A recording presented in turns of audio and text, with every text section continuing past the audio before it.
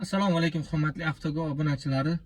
Bugungi video murojaatim постоянный mashina olganda generalniy доверенность so'raydigan odamlar haqida bo'ladi. Chunki bu gap bilan nima demoqchiman? Где-то 20 kun oldin kanalga Lacetti qo'ygandim. Lacetti'ni qo'yganimda oldi sotdiga deb qo'yilganman. Bitta klientimiz keldi, mashinani ko'rdilar, yo'q, egasi bilan gaplashib, generalniga ko'ndiraman dedi. Keyin egasi bilan gaplashdim, mashinani egasi aytdi, uka mashinani men minmaganman. Mashina arendada yurgan, nima bo'lganini bilmayman. Nima bo'lsa ham javobgarlik o'zingga, menga farqi yo'q. 1 yillik generalniy доверенность bera olaman. Unda ham dedi, shtrafga tushsa menga kelmasin. Ikkalasi gaplashdi, 5 tashlashdi, hammasi hal bo'ldi. Mana 15-20 kundan keyin где-то 20 kun atrofidan keyin mashinani olgan bola menga telefon qilyapti. Aka, mashinaning nomeri almashgan ekan, boshqa motor qo'yilgan ekan.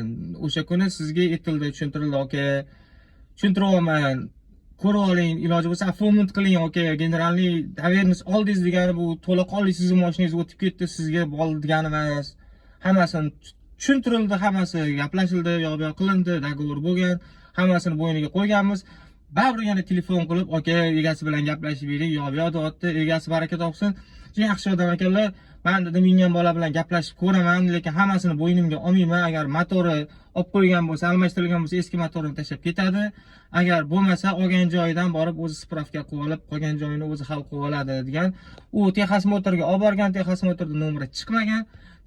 Nomer chiqmagandan keyin o'sha bez nomer boshqa Texas Motor qildirilmagan. 20 kun o'tgandan keyin o'ziga telefon qilyapti. Aka, shunaqa problema. Aka, o'zingiz hal qilib oling. Chunki boshida dogovorda videosi ham bor. Dogovorda, aka, shunaqa biz javobgarlikni olmaymiz.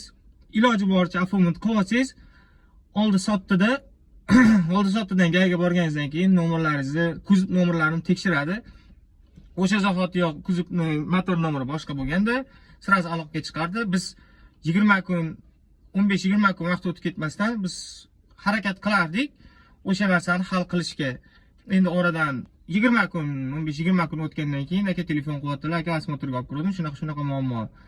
Aka, sizga video tashlayman, ko'rib oling, shuni dedim. Keyin ana qilamiz, lekin biz qo'ldan kelgancha harakat qilamiz, lekin javobgarligini bo'ynimizga olmaganmiz deb aytdim. Endi bu video murojaatim bilan nima demoqchiman? Постоянный generalniy доверенность oladiganlar, iltimos agar mablag'inglar bo'lsa, afoment qilib olinglar. Afoment qilib olib, generalniy doверенность oldingiz degani bu mashina sizga o'tib ketdi degani emas. Egasini bankdan qarzdorligi bo'lsa yo MIBdan qarzdorligi bo'lsa, birinchi bo'lib taqiq xuddi o'sha mashinaga keladi. Siz generalniy doверенностьsiz bo'lgan taqdirda ham. O'shaning uchun